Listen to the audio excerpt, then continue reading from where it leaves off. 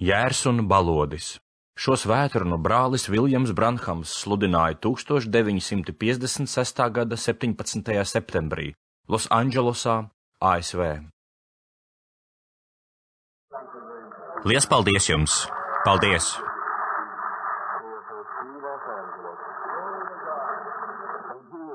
Tā patiesi ir privilēģija, ka šovakar no jauna esam sapulcējušies šeit, šajā lieliskajā Angelu templī, kas atrodas pašā Losandželosas sirdī kā atgādinājums par dievišķo dziedināšanu un kunga Jēzus augšām celšanos un spēku.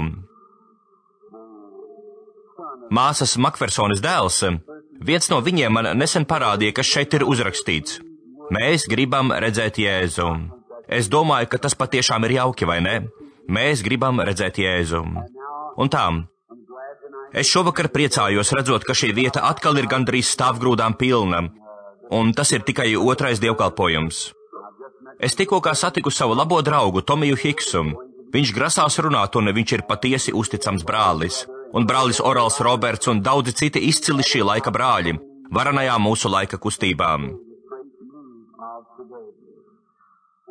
Un es esmu laimīgs, ka varu šeit sajieties ar viņiem. Kad ierados Losandželosā, es nedaudz aizsmaku. Es tikko kā atgriezos no Kanādas, un tur bija liels augstums. Bet pēc tam šeit bija tik karsti, un tas atstāja iespaidu. Un šovakar mēs sagaidām, ka Dievs darīs daudz ko īpašu. Mēs katru vakaru ceram un gaidām īstenu vecmodīgu svētā gara izliešanos. Es vēlētos, kaut es būtu dzīvojis tajā laikā un redzējis, kad māsa Makfersone, kad viņa nāca uz šejieni un viņai bija šīs abrīnojamās sanāksmes. Esmu pārliecināts, ka tas joprojām atrodas daudzu to uzticīgo cilvēku sirdīs un svēto sirdīs, kuri viņu joprojām atceras. Un kā viņi nāca starp šīm soldu rindām pie altāra un nožēloja grēkus. Man ir viņas sprediķis, vairāk ieraksti, tas ir lentu ieraksti. Esmu lasījis viņas grāmatas, un es pavisam noteikti abrīnoju viņu kā dieva kalpu. Man nesanāca ar viņu satikties šīs dzīves ceļā. Ar dieva žēlastību es to izdarīšu, kad mēs pāriesim tajā pusē. Taču, kad es ierados Losandželosā, viena no pirmajām vietām, kurp es devos, bija viņas ķermeņa atdusas vieta. Un tur es noņēmu savu cepuri un pateicos Dievam par māsas Makfersones cildeno dzīvi un šo abrīnojamo darbu, kuru viņa atstāja aiz sevis.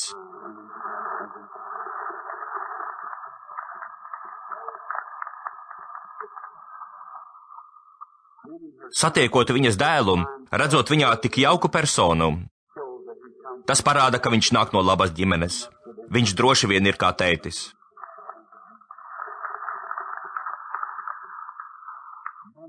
Daudzi jūsu kalpotāji, doktors Kortnijs, doktors Kjūnings un doktors Stīfords, un tik daudzi no viņiem, kurus es šeit pazīstu.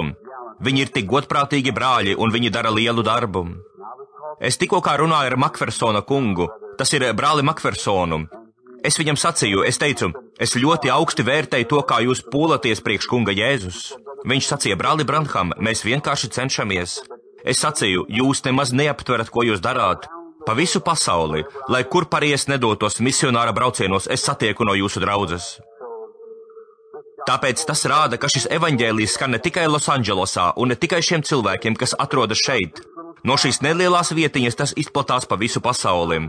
Vienkārši paskatieties uz zīmēm, kas ir visapkārt tur, kur atrodas viņu misionāri. Un es jums teikšu, tas ir uzslavas cienīgi. Lai viņas godprātīgā dvēsele atdusas Dieva mierā. Bībelē ir teikts, ka viņi atdusas no savām pūlēm, bet viņu darbi tos pavada. Kad es stāvēju pie Longfellow kapa, es aizdomājos par viņa poēmu dzīves psalms. Aizejot aiz sevis atstāt pēdu nospiedumus laika smiltīs. Tā ir patiesība.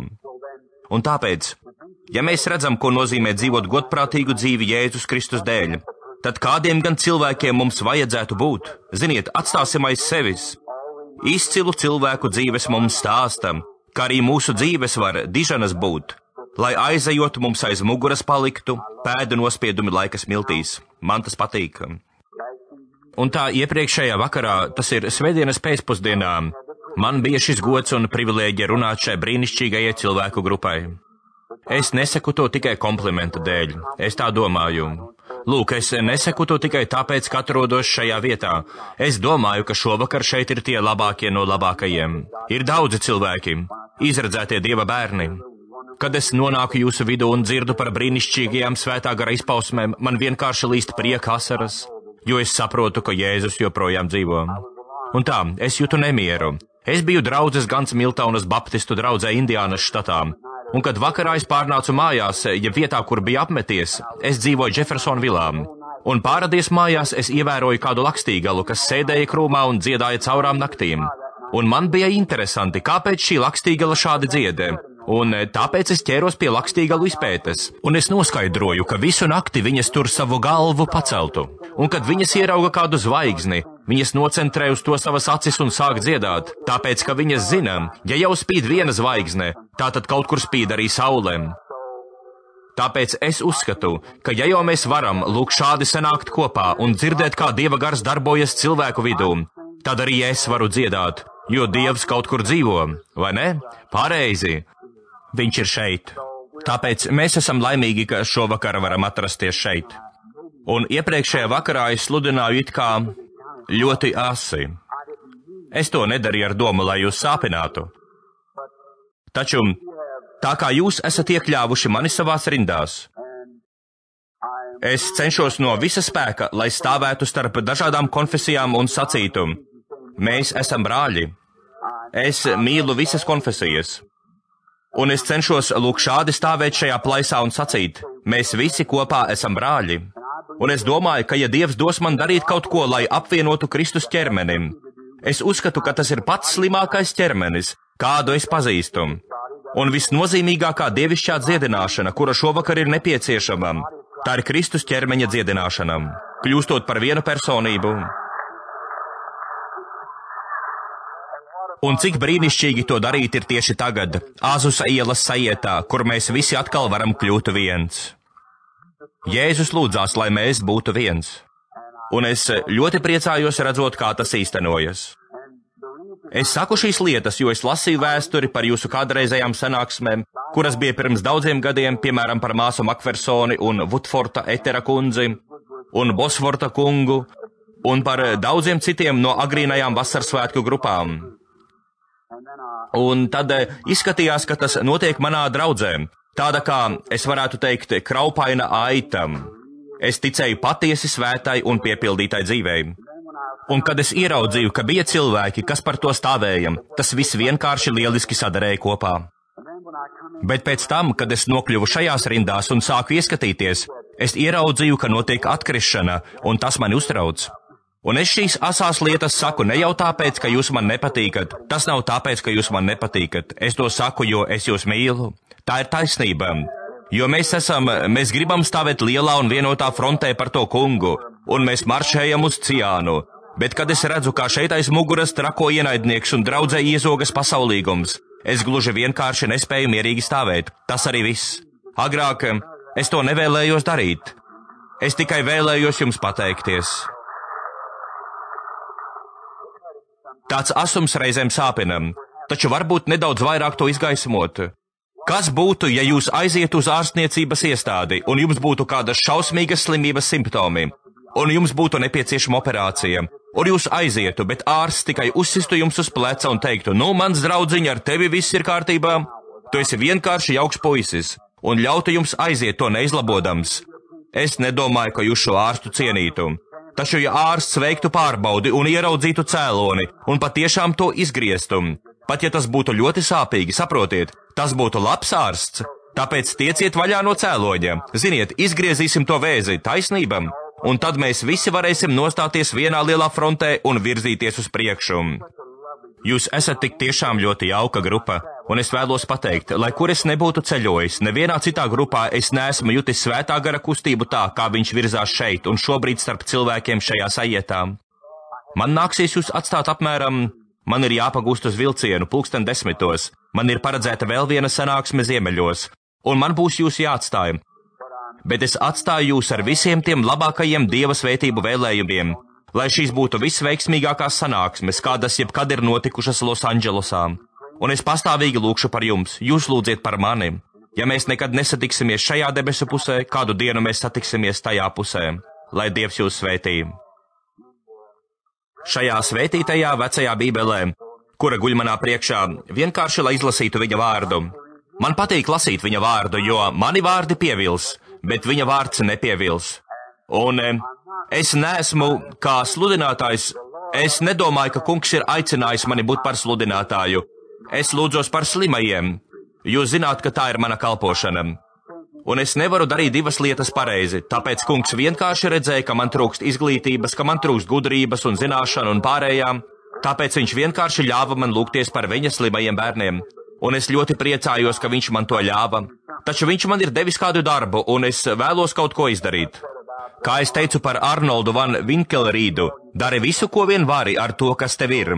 Tāpēc vienkārši esi uzticīgs tajā uzdevumā, kas tev ir uzticēts. Kad es šovakar stāvu šeit, patiesu Dieva vīru un patiesu kalpotāju priekšā, un domājot par to, ka viņa mani tik ļoti mīl, ka ir apsēdušies aiz manas muguras un nostādījuši mani priekšā tiem, kuri ir izpirkti ar kunga Jēzus asinīm, tas pavisam noteikti liek man justies pazemīgam. Un es lūdzos, lai Dievs svētī manus brāļus. Un ja nu es kādreiz kaut kā varu palīdzēt, es būšu priecīgs to izdarīt. Un tagad, svēturnās es vienmēr esmu teicis, ka es esmu rezerves ritenis. Bet rezerves ritenis tiek izmantots tikai tad, kad ir tukša riepa, bet šobrīd mums droši vien nav nevienas tukšas riepas. Mums pavisam noteikti nav, tāpēc tikai žēlastībā viņi man ir ļāvuši šādi pabraukt pa ceļu. Tāpēc, lai tas kungs jūs tik tiešām svētī. Ja es lasu viņa vārdu, tad, ja viņi savā žēlastībā man ir ļāvuši šeit stāvēt, un ja es lasu Dieva vārdu, tad debesis un zeme zudīs, bet viņa vārds nezudīs. Šā vai tā tas dos kaut ko, kas pabaros viņa bērnus. Un tā, Jāņa evaņģēlija 1. nodaļa. Es gribu izlasīt vārda fragmentu, sākot ar 29. pantu.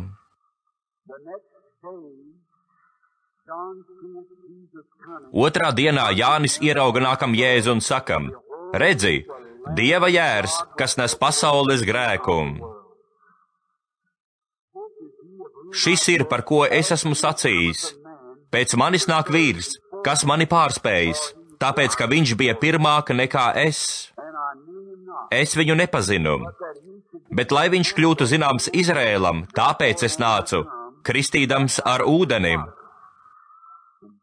Un Jānis liecināja sacīdams: es redzēju garu nonākam kā balodi no debesīm un paliekam uz viņam. Lai kungs pievieno vārdam savas svētības. Šķiet dīvaini, kad aizdomājies, ka Dievs, kad viņš gribēja šeit uz zemes attēlot savu dēlu, viņš attēloja viņu kā radījumu vārdā jērs. Un varbūt mēs bieži aizdomājamies, kāpēc gan viņš tika nosaukts par jēru. Jērs ir padevīgākais no visiem zemes radījumiem, no visiem dzīvniekiem. Neviens nav padevīgāks par mazu jēriņu. Ebreju ortodoksālā draudze to zināja jau pirms daudziem gadiem, jo viņi pienesa upurim jēru kā savu grēku aizvietotāju. Zinot, ka Dievs ir noteicis nāves sodu, jeb ka grēks nes nāvi, un kādam ir jāmirst, asinīs bija dzīvība. Asinīs atrodas dzīvība. Mēs visi zinām, ka dzīvība atrodas asins šūniņā. Līdzīgi kā Jēzus Kristus, viņš bija Dieva jērs, Dieva dēls, un jaunava Marija tika svētā gara apēnota. Dievs viņas dzemdē radīja asins šūniņu, un no tās radās dēls, Kristus Jēzus. Dzīvība atrodas šajā asins šūniņā, un grēcinieks, tā kā viņš bija vainīgs grēkām, visšķīstākā un visnevainīgākā lieta, kādu viņš varēja pienest upurim, bija šī jēra dzīvība. Lūk, tas tikai simbolizēja īstā Dieva jēra atnākšanu, un nevarēja aizvākt grēku, jo tas tikai apklāja grēku. Tāpēc, ka tā dzīvība, kas bija asins šūniņā, pēc tam, kad šī šūniņa bija sagrauta, šī dzīvība nevarēja atgriezties uz upurētāja, jo upurētājs bija cilvēks ar dvēseli. Dzīvība, kas atstāja dzīvnieku, bija tikai zvēra dzīvība, un zvēra dzīvība nevarēja sakrist ar cilvēka dzīvību. Tāpēc upurētājs devās prom ar tādu pašu apziņu, tādu pašu vēlēšanos grēkot, ar kādu viņš bija atnācis. Tās visas ir līdzības. Taču, kad upurētājs vienreiz ir attīrīts ar Kristus asinīm, viņš vairs neapzinās grēkus. Jo dzīvībam, kas iznāca no Kunga Jēzus Kristus asinīm, ir nekas cits kā viņa paša dzīvībam, kas atgriežas pie ticīgā un ieved ticīgo sadraudzībā ar viņu. Tāpēc šis nevainīgais, piemīlīgais jēriņš ir īpašs radījums. Es vēlētos, kaut mums šovakar būtu vairāk laika, lai izpētītu jēra dabu. Tas ir brīnišķīgs un Dievs mūs pielīdzina jēriem. Jērs ir tāds dzīvnieks, kas nevar iet pats pa savu ceļu. Un jo agrāk mēs sapratīsim, ka mēs nespējam iet paši pa savu ceļu, mēs nespējam paši par sevi parūpēties, mums ir jāpaļaujas uz viņa roku un viņa vadību, jo drīzāk mēs kļūsim par jēriem.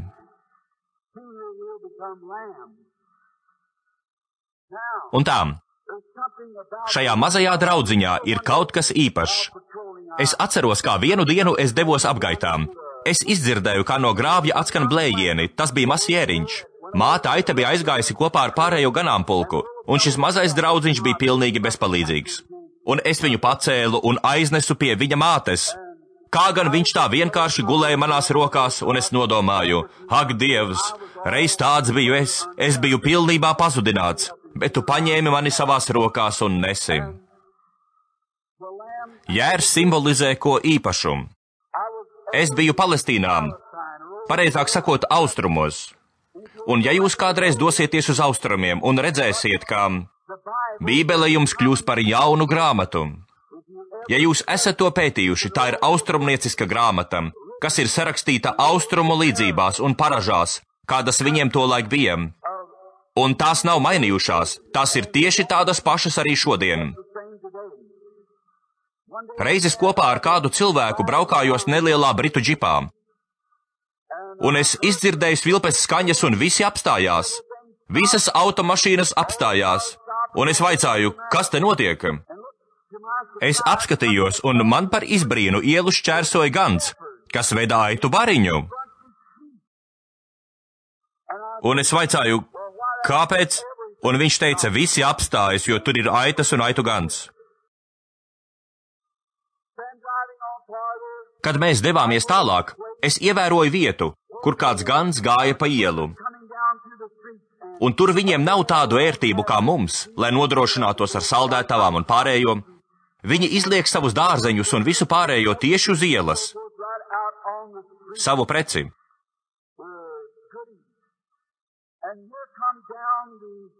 Un lūk, nāca gans pa ielas vidu, ejot cauri visām šīm vietām un vedot savas aitas, un viņam nebija virves. Aitas viņam vienkārši sekoja. Es apstājos un biju izbrīnīts. Kad gans soļoja, viņš varēja paspert pāris soļus sānis, un tad atkal atgriezties ielas vidū. Un aita, kas atradās aiz viņa, arī pagāja sāņus un atgriezās vidū, un nākošā aita sekoja pirmajai, un viņas visas sekoja ganam. Manas avis pazīst manu balsi. Es biju izbrīnīts, un es jautāju šim krietnajam vīram, kas bija ar mani, kāpēc viņas nepaiet maliņā un neapēd kādu no tiem bumbieriem? Tie izskatās tik lieliski. Vai pārējās lietas, kas aitām ir tik kārdinošas? Viņš atbildēja, viņas nekādā gadījumā nekam nepieskarsies, pirms gans viņām to nebūs atļāvis. Ak, lūk, lūdzu! Ja Dieva avis būtu tikpat piesardzīgas, tad mums draudzēs nebūtu tik daudz dažādu šaubu un visa kā cita. Pareizi.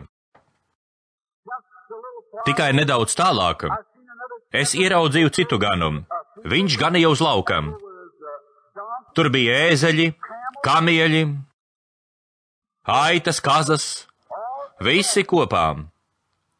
Un es sacīju, šim ganam viss ir sajaukts kopā. Sacīju, es domāju, ka gans gana tikai aitas. Viņš sacīja, nē, gans var ganīt gandrīz jebkuru dzīvnieku. Es sacīju, nu bet kāpēc viņi visi barojas kopā? Viņš teica, viņi visi ēd no viena un tā paša lauka. Taču viņš sacīja, brāli Branham, lūk, kas ir neparasti. Kamēr ir diena, gans viņus pieskatīs, un ikvienu no tiem audzinās, taču, kad pienāk nakts, ēzeļi, kamieļi un kazas paliek uz laukam, bet aitas gans ieved aitu kūtī. Es sacīju, brāli, es gribu būt aita, bet tu? Viņš sacīja, es bieži aizdomājos, ko nozīmē Jāņa evaņģēlija 10. nodaļā teiktais, kad viņš sacīja, es esmu durvis avīm. Kā gan viņš, būdams cilvēks, varēja būt durvis? Es pajautāju šim krietnajam vīram. Viņš sacīja, redzi, brāli Branham, kad vakarā aitas ir ievestas, gans nekad neapguļas, pirms viņš nav saskaitījis visas aitas. Un kad viņš apguļas durvīs, un aitas nekad nekāps ganam pārim. Arī vilks nevar tikt pie aitām, nepārkāpjot no sākuma pāri ganam. Es sacīju, es tā priecājos, ka šoreiz var būt aitam. Pārbaudījumi var nākt un iet, taču būt par aitu, brāli, vienā brīnišķīgā dienā, kad rietēs saule, viņš paņems mūsu aitu kūtī. Tas mani iepriecina. Un Dieva acīs šķita piemēroti savu iemīļoto dēlu attēlot kā aitu, padevīgu un maigu dzīvnieciņu. Bet, kad pats Dievs attēloja sevi šai zemē, viņš atnāca visrāmākā putnam, kāds vien lido debesīs veidolā, kā balodis. Balodis ir īpašs putns. Tas atšķiras no visiem citiem putniem. Mēs redzam to Bībelē. Bieži viņš ir svētā gara simbols. Un mēs redzam, ka balodis ir arī miera simbols. Mieram, brīnišķīga mieram. Balodis. Un Noām, pēc tam, kad Dieva sods bija nonācis uz zemes, kad plūdi bija beigušies un bija iestājies miers, balodis atgriezās attēlojot mieru, mieru ar olīvkoka lapu savā knābī. Pētīt balodi mēs varētu ilgu laiku. Balodis ir putns, kas var, kaut arī viņš var lidot kā vārna jeb maitēdājs, taču viņš nevar ēst to pašu ēdienu, ko ēd maitēdājs, jo balodis ir citādāk veidots. Viņam nav žults. Balodim nav žults. Tāpēc viņš nevar sagramot to, ko ēd maitēdāju putnī. Balodis var ēst tikai tīras un svaigas lietas. Cik precīzi tas attēlo kristieti, kas nesā šo dūju savā sirdī. Viņš vienkārši nespēja paciest šīs pasaules netīrās lietas. Viņā nav nekāda žults, nekāda rūgtuma. Viņš ir pazemīgs. Pazemība. Kas gan var būt jaukāks par baloža dūdošanu? Šajā vakarā manas domas atgriežas pie kādas kalna nogāzes, tūkstošiem jūdžu atpakaļ, kur atrodas manas mīļotās sievas kaps, kura atstāja mani, kad viņai bija 20 gadi. Es ieliku savu dārgo, 8 mēnešus veco mazulīti Šāronu viņai rokās, kad es viņas abas apglabāju. Kad kādu vakaru es no darba atgriezos mājās, es ienācu mājā un skatījos. Mums tur bija neliela plītiņa, par kuru mēs samaksājām $1,75, kad mēs sākām saimniekot. Un es paskatījos uz to veco plītiņu. Tas nebija nekas sevišķs, taču viņa uz tās bija gatavojusi. Mēs gājām uz 10 centu veikalu un nopirkām mazus katliņus. Varbūt tiem bija kaut kas nodauzīts, ka mēs varējām tos nopirkt lētāk. Tas nebija nekas liels, taču viņas rokas tiem bija pieskārušās. Es piegāju pie bērna gultiņas un paskatījos uz to. Manas mazulītes vairs nebija. Es bieži nespēju pat ēst, uztaisīju sev sviestmaizi un tur sēdēju. Tad es iekāpu savā mašīnā un braucu uz kapsētu. Apturēju mašīnu un staigāju pa ceļu, apsēdos pie nesen uzbērtā kapa kalniņa. Es raudāju, domājot, ka tepat apakšā guļ mans vislielākais cilvēciskās miesas dārgums pasaulē. Un Dievs atsūtīja man brīnišķīgu dūjiņu, un viņa ielaidās krūmā un dūdoja man, kamēr rietēja saule. Es gaidu, ka tas atkal atkārtosies, ne tieši tas pats, bet tas, ko tas simbolizēja, kad mana saule šajā dzīvē reiz norietēs. Ak, kā viņa dūdoja! Šķita, ka krūma lapas dziedāja. Tur aiz upes ir kāda zeme, kuru saucam par jauko mūžību mēs. Tikai ar ticības spēku mēs krastu to sasniegt spēsim. Viens pēc otra mēs sasniedzam šos vārtus, lai kopā ar nemirstīgajiem būtu mēs tur, un reiz šie zelta zvani skanēs tev un man. Ak, kā viņi tur dziedāja un staigāja šurpu turpu pa zaru mierinot mani, un es klausījos šo saldo mūziku, kad viņa man dūdoja salurietām.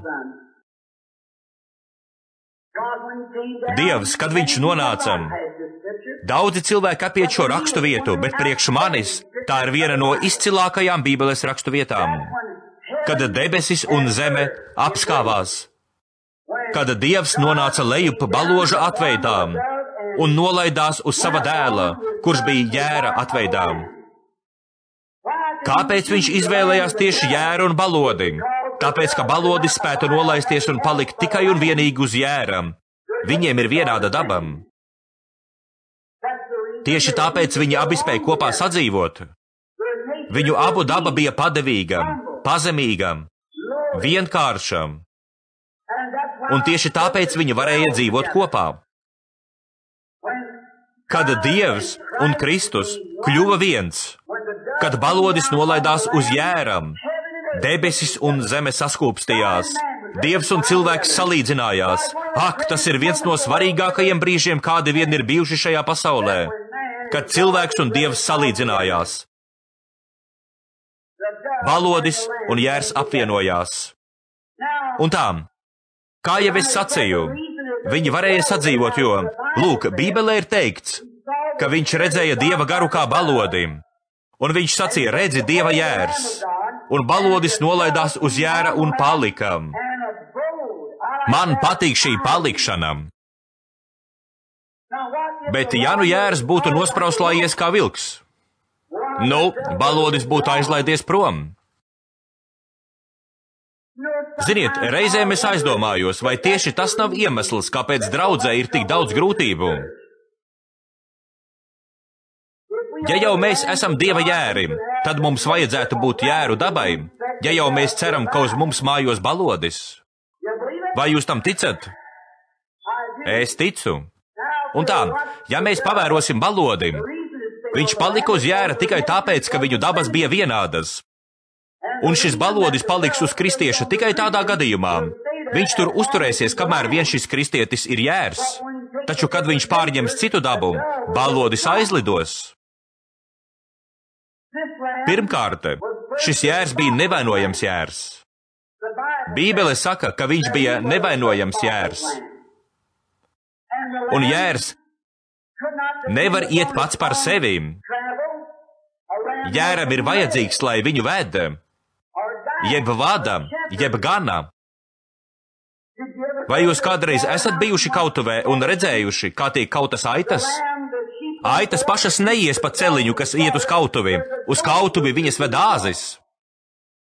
Taču, kad āzis tiek līdz tai vietai, kur notiek nonāvēšana, viņš no šī nožaugotā celiņa izlec. Lūk, tieši tas ir ļoti raksturīgs Sātanam. Viņš aizved Dieva aitas taisni uz kautuvi, un tad pats viņš paiet maliņā. Pareizi. Tāpēc esiet piesardzīgi ar to, kas jūs ved. Amen.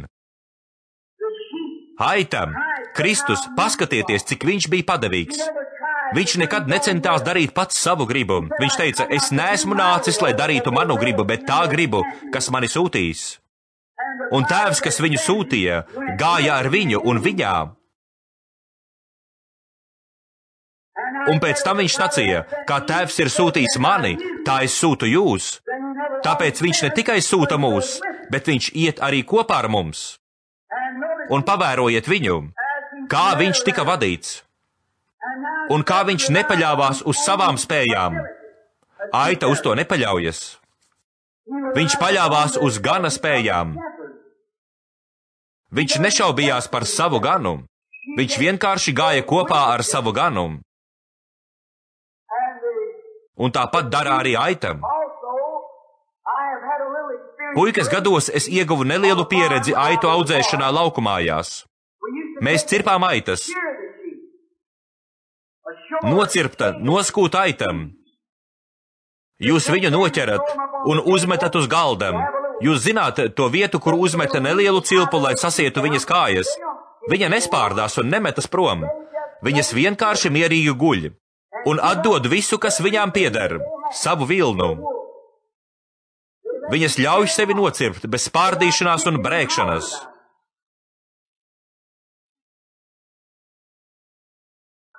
Es ceru, ka jūs saprotat, ko es ar to gribu pateikt. Aita guļ mierīgi. Lūk, īsta aita. Aita atsakās no savām tiesībām. Un tieši līdz tam es centos nonākt vakardien, kad es sludināju par to, kā dažas no mūsu kristīgajām māsām ģērbjas un uzvedas, un par to, kā rīkojas mūsu brāļi. Kāda kundze sēdēja blakus citai kundzei, kuru es šodien satiku un ar kuru mēs esam draugos, un teica, tā kundze viņai sacīja, ja šeit būtu durvis, es izskrietu ārā, sacīja, viņam nav taisnība. Mums ir tiesības to darīt. Tā ir taisnība. Jūs man sakāt, brāli Branham, veikalos pārdoda šīs mazās īsās drēbes, ko nesā sievietes, tā ir mūsu amerikāņu privilēģija, tās ir mūsu tiesības. Bet vai jūs vēlaties zaudēt savas tiesības, lai būtu aitam? Tā jau ir cita lieta, pareizi.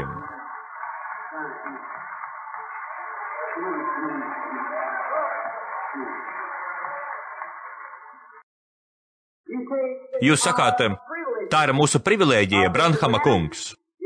Ja mēs vēlamies piederēt draudzei un gribam smēķēt cigaretes, valdība saka, ka viņi var tās tirgot, un viņi tās tirgo, nekā nelikumīga tajā nav. Tā ir mūsu amerikāņu privilēģija smēķēt cigaretes. Tā ir taisnība. Bet vai jūs atteiksieties no savām tiesībām smēķēt cigaretes? Lūk, kas par lietu. Jūs sakāt, ir jauki un draudzīgi mūsu attiecībās ar kaimiņiem un būt draudzīgās attiecībās. Un tā ir mūsu amerikāņu privilēģija, ja mēs gribam draudzīgi iedzert, tā ir mūsu privilēģija. Bet, brāli, vai tu vēlies zaudēt savas grēcīgās privilēģijas, lai kļūtu par nocirptu aitu? Lūk, ko es vēlos uzzināt.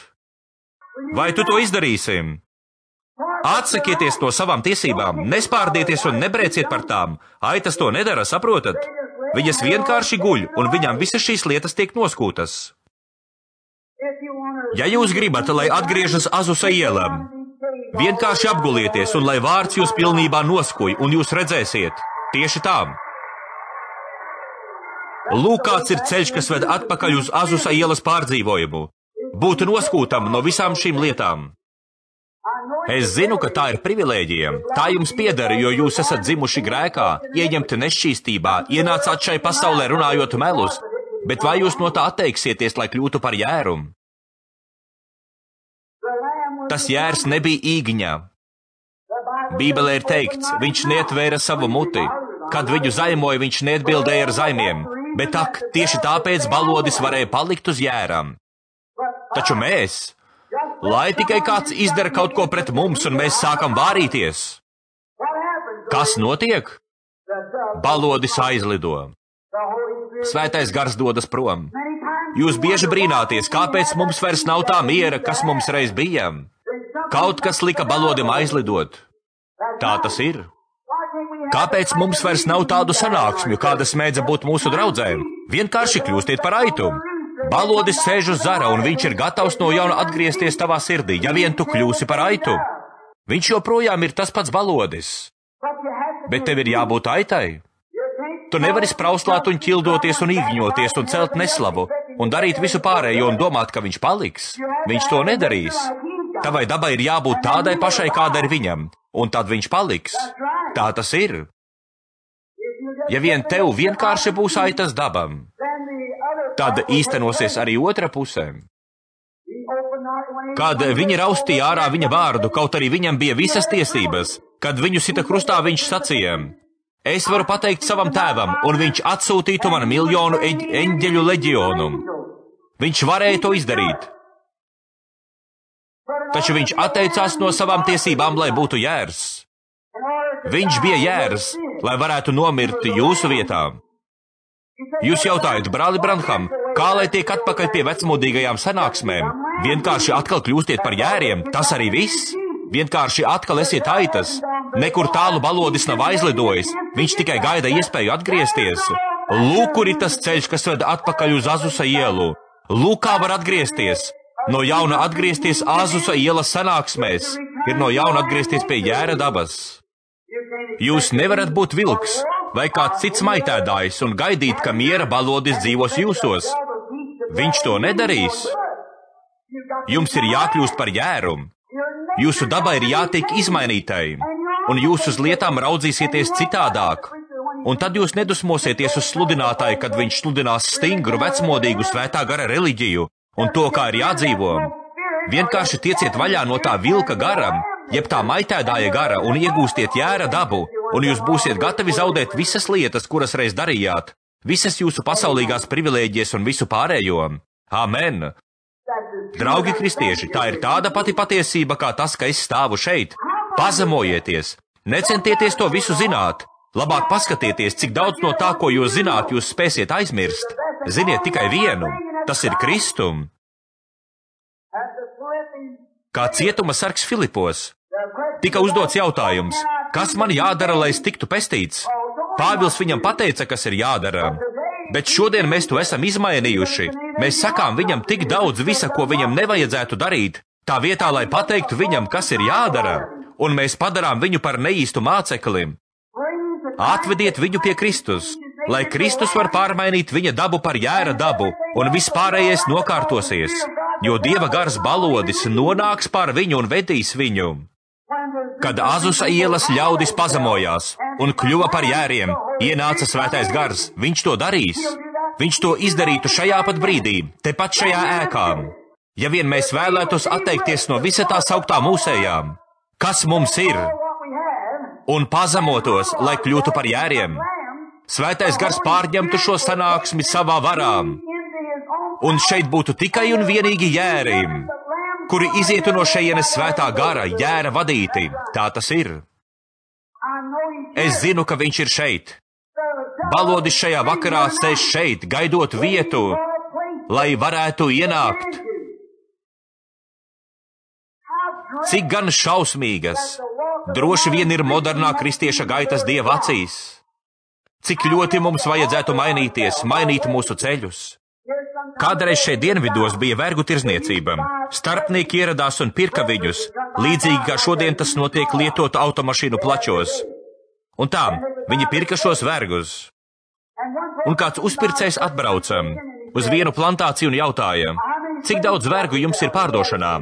Tur viņiem pārdošanā bija vairāki, un starp viņiem bija kāds jauns cilvēks. Ak, būdami tālu prom no savām mājām, vergi, viņi zināja, ka viņi nekad nevarēs atgriezties savā dzimtenē. Būru tauta aizveda viņus prom no Āfrikas un pārdeva viņus Amerikas dienvidos kā vergus, un viņi tos pātagoja, jo nespēja panākt, lai tie strādātu. Vergi bija noskumuši. Taču pircējs ievēroja šo jaunēkli, kā viņš staigāja krūtis izriezis, ar augsti paceltu galvu.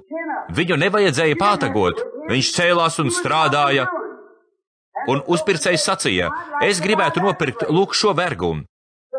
Plantācijas īpašnieks sacīja, viņš nepārdodas. Tas teica, vai kāpēc viņš tik ļoti atšķiras no citiem vergiem? Viņš jautāja, vai viņš ir uzraugs pār viņiem? Īpašnieks sacīja, nē, viņš ir parasts vergs. Viņš jautāja, varbūt jūs barojat viņu labāk par pārējiem? Īpašnieks atbildēja, nē, viņš ēd kopā ar visiem. Tas jautāja, tad kāpēc viņš tik ļoti atšķirās? Īpašnieks sacīja, Es pats to nesapratu, kamēr vienu dienu es uzzināju, ka viņa dzimtenē, no kurienes viņš nāk, viņa tēvs ir cilts ķēniņš. Un kaut arī šeit viņš ir iebraucējs un svešinieks, viņš uztur pārējo vergu morālo stāvokli, jo viņš zina, ka viņš ir ķēniņa dēls. Kādiem cilvēkiem būtu jābūt mums, svētā gara piepildītiem, kaut arī mēs esam piemājotāji un svešinieki? Kādām būtu jābūt mūsu dzīvēm un mūsu uzvedībai, ne tādai kā visai pasaulē, bet nošķirties no šīm pasaules lietām. Turiet plecus taisnus un galvas paceltas, jo vienu mēs zinām, mēs esam ķēniņa dēli un meitas. Un tā, ķēniņa meita neuzvedas amorāli, viņa šādi neģērbjas. Viņa parāda sevi cilvēkiem savā godībā, jo viņa ir ķēniņa meita. Āmen! Tāpat vīrietis, kad viņš ir ķēniņa dēls. Lūk ceļš, kas ved atpakaļ uz Azusa ielas pārdzīvojumu. Uzvedieties kā Dieva dēli un meitas. Neģerbieties kā šī pasaule, nerīkojieties kā šī pasaule, nerunājiet kā šī pasaule, un trešdienas vakaros nepalieciet mājās, lai skatītos visas šīs programmas un pārējo, kas nāk no Holivudas. Mums nav nekā kopēja ar Holivudu. Mēs esam no augšas dzimuši caur vasarsvētku dienas pārdzīvojumu. Holivudai ir sava izklaides vieta, mums ir sava izklaides vieta. Viņējā ir pasaulē, bet mūsējā ir Kristū. Mēs nevaram ņemt viņus par piemēru, labāk ņemsim Kristu par mūsu piemēru un rīkosimies kā viņš un mīlēsim viņu. Kādu brīnišķīgu bildi tas mums uzzīmē. Dievs droši vien ir tik satriekts mūsu uzvedības dēļ, kad viņš mūs jau ir pieņēmis kā dēlus un meitas, un tad redzot, kā mēs rīkojamies un turpinām to darīt, un visus aizvainojumus, ko nesājam sevī, un ķildas un mazās lietas, kurām nevajadzētu būt. Kaut arī saucam sevi par Dieva dēliem un meitām. Mums ir jābūt drošsirdīgiem vīriem, mums ir jābūt drošsirdīgām sievām, mums ir jāparāda sevi kā Dieva bērnus. Mums ir jābūt kā piemēram šai pasaulē. Tāpat kā mūsu kungs bija piemērs. Mums ir jādzīvo cienīga dzīve, kā Dāvids. Kad Dievs redzēja, cik gan drošsirdīgs cilvēks viņš bija, kad Dievs teica, tu esi vīrs pēc manas sirds prātām. Nesen Āfrikā es runāju ar kādu gados vecu svēto, un viņš man stāstīja, brāli Branham, vienu vakaru manā draudzē sākās šķelšanās. Viens darīja to, bet otrs gribēja kaut ko citu. Un viņi izveidoja nelielas grupiņas kā mūsu draudzē, un svētais gars nevēlējās pie mums atnākt. Šādos apstākļos viņš nekad to nedarīs.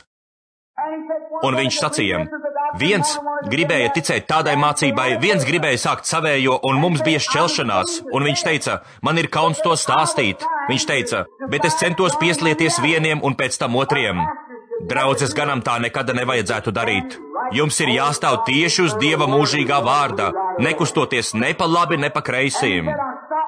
Un viņš sacīja, es apturēju savu mašīnu un devos augšu pa nogāzi uz mūsu draudzi. Un, kad gandrīz jau biju uzkāpis pakalnā, es izdzirdēju, ka man aizmugurē kāds iet. Un, kad es atskatījos, es varēju saklausīt soļus, kādam kāpjot augšu pa nogāzim. Kad es uzkāpu pakalnā, es nodomāju, varbūt tas ir kāds no manas grupas, tāpēc es viņu pagaidīšu. Es ieraudzīju, ka augšu pa nogāzi nāca maza auguma cilvēks, bet viņam uz muguras bija milzīga nasta.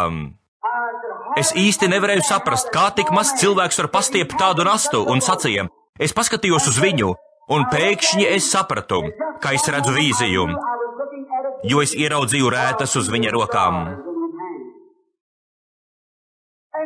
Es pieskrēju viņam klāt un sacīju, kungs, vai tu vēl nes visas pasaules grēkus?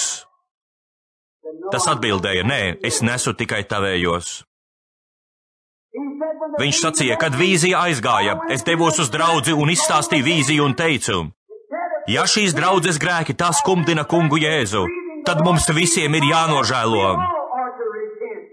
Un sacīja, tas izmainīja visu situāciju draudzē un iestājās īsta garīgā atmoda. Pasaule gaida šādu draudzi. Mēs varētu būt šāds piemērs. Es ticu, ka Dieva draudze ir piemērs šai pasaulē, ka mēs varam dzīvot citādāk, rīkoties citādāk, būt citādākiem. Jūs neesat no šīs pasaules bērniņi, ir teikts evaņģēlijā. Taču mans laiks beidzas, tāpēc es vēlos izstāstīt lūko. Nepārāk sen, burvīgi zaļajos, Ņūhempšīras kalnos. Kā jau jūs visi zināt, man patīk doties uz kalniem medībās. Ne tik daudz dzīvnieku dēļ, bet lai pabūtu vienatnē ar Dievu. Ik viens cilvēks vēlas būt vienatnē ar Dievu. Jūs atceraties to saldo mieru, kas jums bija, kad jūs bijāt vienatnē ar Dievu. Tagad tas ir no jums aizgājis. Kāpēc? Tāpēc, ka jūs izdarījāt kaut ko tādu, kas ļoti apbēdināja balodi. Vienkārši atkal kļūstiet par jēru, un viņš atgriezīsies. Paskatieties, un es tur iepazinos ar vienu mednieku. Un esmu to darījis daudzas reizes, un esmu atvedis pie Kristus daudzus rupjus kovbojus un mežstrādniekus, dodoties kopā ar viņiem mežā. Bet šis puisis bija visnežēlīgākais mednieks, kādu es jebkad esmu redzējis. Ik gadus viņš vienkārši šāva mazus briedēnus un briežu mātes, 10, ja vien varēja tos atrast. Un es viņam sacīju, Bart, tas nav pareizi. Tev to nevajadzētu darīt, tev ir cieta sirds. Bet viņš teica, sludinātāji, tev gluži vienkārši ir cāļa sirds. Sacīja, jūs sludinātāji esat pārāk jūtīgi. Es sacīju, bet Bart, tur ir pa pilnam pieaugušu lielu dzīvnieku tēviņu, kurus likums tev atļauj medīt. Bet tev nevajadzētu darīt tādas lietas, šaut šos nabaga mazos briedēnus un tam līdzīgiem. Viņš sacīja, ai, beidz, maigais sludinātāji. Un viņš sev uztaisīja tādu kā nelielu svilpīti. Un ar to viņš varēja atdarināt maza briedēna raudāšanu, tik nevainojami, kā es vēl nekad nebiju dzirdējis. Un tā kādu dienu es biju kopā ar viņu kalnos. Viņš bija nosēdies kādā krūmājā, un es apsēdos viņam blakus, stāstot viņam par kungu Jēzu.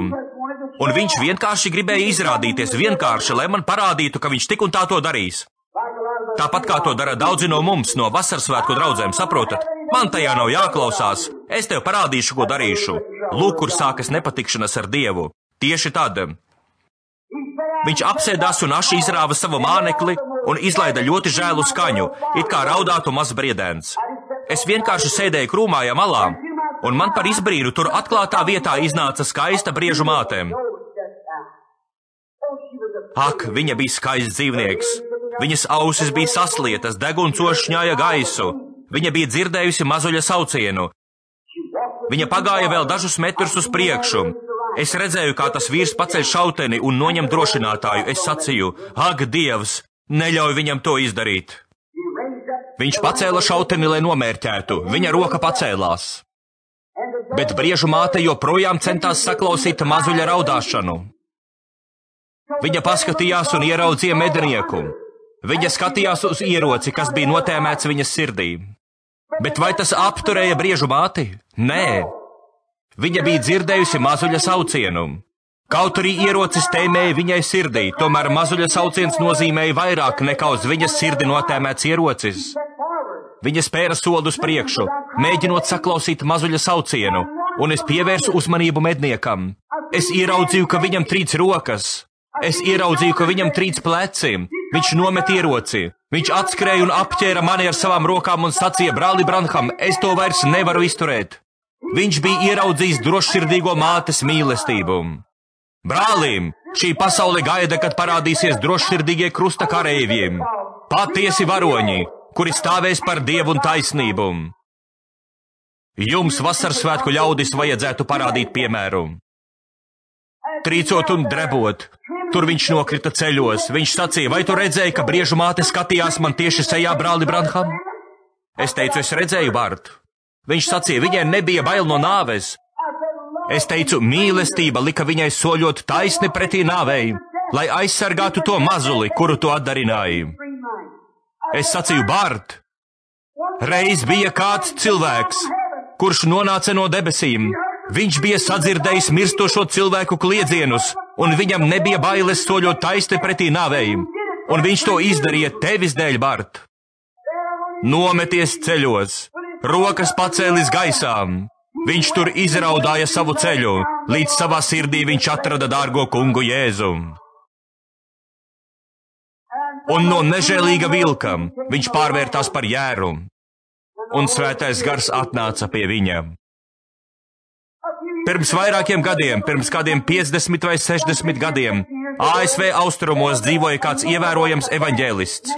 Daudzi no jums par viņu droši vien ir dzirdējuši. Viņa vārds bija Daniels Karijs. Viņš bija plaši pazīstams Centrāla Amerikā savas evaņģēlijas sludināšanas dēļ. Brīnišķīgs teologs un evaņģēlija kalps. Un kādu nakti viņš redzēja sapni, ka viņš ir nomiris un tiek paņemts uz debesīm. Kad viņš nonāca pie debesu vārtiem, vārtu sargs eņģelis viņam jautāja, kā jūs sauc? Un viņš sacīja, es esmu Daniels Karijs, evaņģēlists. Un tas sacīja, vienu mirklīti, ser, es apskatīšos, vai jūsu vārds ir sarakstos, un eņģelis aizgāja un izskatīja grāmatas. Viņš atgriezās un sacīja, ser, jūsu vārda sarakstos nav. Ak, sacīja Karijs, jūs droši vien esat kļūdījušies, ser. Mans vārds ir Daniels Karijs. Eņģelis pie vārtiem sacīja, es jūs ļoti labi sapratu, ser. Vai jūs rūpīgi visu pārbaudījāt? Jā, ser, bet jūsu vārda sarakstos nav. Tas sacīja, nu, ko lai es tagad daru? Eņģelis atbildēja, varbūt jūs vēlaties, lai jūsu lietu izskata baltā troņa tiesa?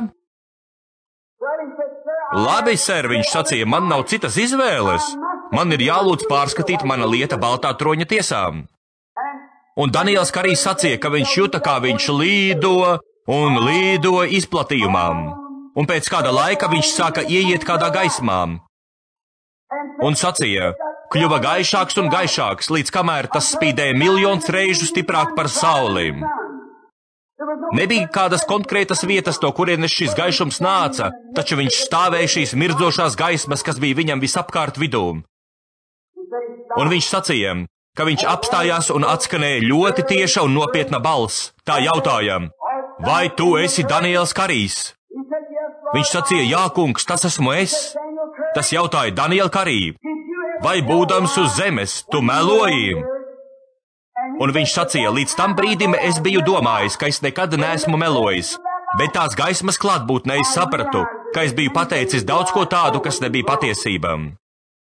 Kā tas būs tajā dienā? Tas sacīja, Daniel Karij, vai būdams uz zemes tu kādreiz pārkāpi manu bausli un zagi? Viņš sacīja, es biju domājis, ka vienmēr biju godīgs, taču tās gaismas klātbūtnē es sapratu, ka esmu darījis daudzas tumšas lietas. Viņš atbildēja, jā, kungs, es zagu un meloju. Tad šī balss atskanēja un teica, Daniel Karij, vai tu biji pilnīgs, kad tu biji uz zemes? Ak, viņš sacīja, nē, kungs, es nebiju pilnīgs. Tad viņš gaidīja, ka tūlīt atskanēs spriedums. Eita nost no manis mūžīgā iznīcībā. Un teica, es tā trīcēju, ka šķita, ka katrs mans kauliņš izlēks no savas vietas. Un sacīja, tad pēkšņi es izdzirdēju visjaukāko balsi, kādu vien savā dzīvē biju dzirdējis, mīļāku par jebkuru mātes balsi, ko biju dzirdējis, un sacīja, kad es pagriezos, lai paskatītos, es sev blakus ieraudzīju visjaukāko seju, kādu vien biju redzējis. Nevienas mātes seja, nekas nespētu tam līdzināties. Tas, kurš stāvēja man blakus, sacīja, tēvs, paņem visus Daniela Karija grēkus un pieskaiti tos man, jo būdams uz zemes, Daniels Karijs stāvēja par mani, bet šeit debesīs es stāvēšu par Danielu Kariju. Ak, kā es vēlos viņu! Kā es ilgojos! Ak, draugi, vai ir vērts tērēt laiku dzīvojot grēkām? Vai ir vērts tērēt laiku dzīvojot tremdenā stāvoklī? Vai ir vērts tērēt laiku vienkārši pievienojoties draudzēm? Labāk piecelsimies un stāvēsim par Jēzu tagad, lai tad, kad pienāk šī īpašā stunda, viņš godībā stāvētu par mums. Mans laiks ir beidzies, varbūt nolieksim uz brīdi mūsu galvas lūkšanā, viscaur auditorijā. Lai ērģelnieks uz brīdi apsēžas pie ērģelēm, kamēr ik viena galva ir noliekta. Mūsu debesu Tēvs, mēs gribam būt aitas no tavām ganībām. Tai dienā mēs negribam stāvēt vienatnē, paļaujoties uz savu paštaisnumu. Dievs, mēs gribam stāvēt par tevi tagad. Mēs mīlam tevi, Kungs, Jēzu. Kad es domās atgriežos pie savas dzīves ceļa, es redzu ērkšķainas takas un kalnus un ielas, caur kurām tu vedi mani ar tavu abrīnojamo žēlastību. Un es aizdomājos par tām reizēm, kad es devos projām no mājām, un mani mazie bērniņi ieķērušies manā mētelī, lūdzoties un brēcot: tētiņi, neatstāj mūs, varbūt tu nekad vairs neatgriezīsies. Un mana sirds trīcēja šo mazo dēļ. Mana nabaga sirmā sieva, kas tur stāvēja, viņas trīcošā roka manējā rokā, un asaras ritēja pa viņas vaigiem. Taču, Tēvs, es saprotu, ka tas viss nekad nespēs nolīdzināt manus grēkus. Visi mani pūliņi būs veltīgi, ja tajā dienā Jēzus nestāvēs par mani. Visi mani solījumi, kurus es devu manai mirstošajai sievai, kad apsolīju satikties ar viņu, pie vārtiem tajā rītā, visa mana sludināšana un pūliņi būs velti, ja Jēzus nestāvēs ar mani. Ak, Dievs! Šovakar tas ir katrā sirdī. Mēs kā vasaras svētku ļaudis, Tēvs, mēs jūtam nožēlu par mūsu grēkiem. Mums ir kauns par mūsu atkrišanu un mūsu kļūdām. Vai tu šovakar, Kungs, paņem savu vārdu un noskuj mūs visus? Mēs šovakar noliekam uz upura altāra visas grēcīgās pasaulīgās izpriecas, visu, kas nelīdzinās Jēzum. Dievs, paņem šovakar mani līdz ar pārējiem un noskuj mani, un samazini mani, un ļauj kā tavam pazemīgam kalpam stāvēt tagad par tevi, Kungs, lai tai dienā tu man pateiktu: labi darīts. Ne tikai man, bet katram vīrietim un sievietei, kas atrodas šeit, Dievs. Varbūt viņi ir grēkojuši vai pagājuši malām, varbūt viņi vēl nav tevi pieņēmuši, bet lai šovakar viņi kļūst par jēriem un lai balodis, kas šobrīd piepilda ar svaidījumu šo ēku, mēs sajūtam viņa klātbūtni, kad viņš iedziļinās mūsu sirdīs. Viņš mūs pārveido, kā pravietis to redzēja podnieka namā. Ak, Dievs, izmīci mūs par citādākiem ļaudīm, izmīci mūs par mīlošiem ļaudīm. Mīlestības pilniem, ļauj mums atvērt mūsu sirds durvis un atļaut, lai šovakar tur ienāk balodis. Lai tad mēs varam aiziet no šejienes kā vīrieši un sievietes, un staigāt rīkoties, un ģērbties, un būt tādi, kādiem ir jābūt īstiem kristiešiem. Dāvā to, Tēvs. Un kamēr mūsu galvas ir noliektas, interesanti, vai šajā zālē? Es negribu būt kā mazulis tā raudāt. Taču, kad es saprotu, kurš stāvēs par mani tajā dienā, mans mācītājs to nevarēs, mans brālis to nevarēs, mana māte to nevarēs. Tikai Jēzus var stāvēt par mani. Interesanti, vai šovakar šeit atrodas kāds, kas ir pārliecināts savā sirdī, ka viņš ir apbēdinājis svēto garu. Balodis ir aizlidojis. Jums vairs nav tā saldā miera. Kad pieiet pie izlietnes, lai mazgātu traukus, jūs vairs nepavarieties ārā pa logu, lai pārliecinātos, vai neredzēsiet viņa atnākšanu. Un tu, brāli, kad brauc ar mašīnu uz darbu, tu vairs nejūti savā sirdī to saldo dziļo mieru, kas tur reiz bija. Kad pie iespējas tu skatījies pa logu, lai vērtos augšup debesīs, kaut kas ir noticis, balodis ir aizlidojis. Interesanti, vai šovakar jums negribētos vienkārši nostāties un stāvēt Jēzus pusē? Ja jums nav taisnība, sakiet: es vēlos būt noskūts, es vēlos būt apcirpts, es atteikšos no visām savām pasaulīgajām izpriecām un pasaulīgajām darbībām. Sākot no šī vakara, es stāvēšu kopā ar tiem dažiem nicinātajiem, kuri pieder Dievam. No šī vakara es stāvēšu par Dievu, ar noliektām galvām, un lūdzu, kristieši, interesanti, kurš gan piecelsies kājās un sacīs: es lūgšu, lai Dievs mani tagad noskuj, paņem no manis prom visu, kas nelīdzinās Jēzum. Lai Dievs jūs svētī, it visur, pareizi, vienkārši piecelieties kājās. Es tagad pieņemu Kristu, man ir kauns par manu dzīvi. Lai Dievs jūs svētī, ļaudis, kuri stāvat it visur, piecelieties kājās. Un tajā dienā viņš stāvēs par jums, ja jūs vienkārši būsiet. Ar to nelielo pravietošanas dāvanu, kuru Dievs man ir devis, šķiet, ka svētais gars saka man sirdī, ka šeit būtu jāpieceļas kājās ļoti daudziem, daudz vairāk nekā ir šobrīd. Nostājieties šovakar Kristus pusē, vēlieties to no visas sirds, pareizi, piecelieties. Jūs, kuri vēl neesat pieņēmuši Kristu, vai jūs, kuri esat Kristu pametuši, Piecelieties tagad kājās, kamēr mēs lūgsim. Jūs sakiet to Dievam kopā ar mani, sakiet, Dievs, es tagad atsakos no visām pasaulīgajām, grēcīgajām izpriecām, kādas es jebkad esmu iepazinis. Es tagad atsakos no visa, ja vien tu tikai ļausi miera balodim nolaisties manā sirdī un padarīt mani par īstu kristieti, pilnu mīlestības un miera. Es vēlos būt pieskaitīts tai brīnišķīgajai grupai. Ja jūsu pārdzīvojumos ir pasaulīgums, nostājieties šovakar Kristus pusē. Tā darot, jūs rādāt Dievam, ka jūs stāvēsiet par viņu un ka jūs vēlaties, lai viņš stāv par jums. Ja jūs savās domās kaut nedaudz šaubāties, ka Kristus stāvēs par jums, jūsu dzīvesveida vai jūsu rīcības dēļ, es lūdzu jums Kristus vārdā piecelties kājās, lai šī lūgšana jums nāktu par labu, kad mēs šovakar lūgsim par jums. Piecelieties kājās, itin visur. Nācerieši, svētuma piligrimi, vasaras svētku draudzes ļaudis, metodisti, baptisti, katoļi, ortodoksāli ebreji, lai kas jūs arī nebūtu. Piecelieties kājās un sakiet, es tagad vēlos būt viņu skaitā Dievs. Es vēlos zaudēt visu no šīs pasaules, ja tikai tu stāvēsi par manim. Lai Dievs jūs svētī. Daudzi ir piecēlušies. Daudzi. Interesanti. Pastāviet tikai brītiņu ar noliektām galvām. Vienkārši palieciet stāvus. Citi pieceļas pareizi. Celieties augšā. Es biju domājis vēl kaut ko darīt, taču šķiet, ka svētais gars man pateica. Labāk to pasaki, jo kādam šis var būt pēdējais vakars. Un tā, piecelieties kājās. Sakiet, Dievs, šādi darot, es vēlos būt tavs kalps. Ar mūsu lūgšanā noliektām galvām. Vai jūs zināt, ko jūs šodien izdarījāt? Tas, kurš stāvēs par mani šajā pasaulē, es stāvēšu par viņu citā pasaulē. Tas, kurš liecinās par mani šajā pasaulē, es liecināšu par viņu, sava tēva un svēto eņģeļu priekšā. Ja pirms dažām minūtēm jūs būtu nomiruši, jūs aizietu pazušanā. Taču šovakar jūs esat glābti, jo jūs stāvējāt šo 1000 cilvēku klātbūtnē un Dieva un svēto eņģeļu klātbūtnē. Un viņi tagad ieraksta jūsu vārdu jēra dzīvības grāmatām.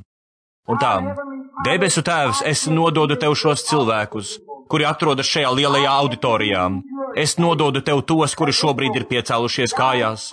Tu esi uzrunājis viņu sirdis. Viņi to apzinās, kad mēs ticam, ka vajadzētu būt daudz vairāk.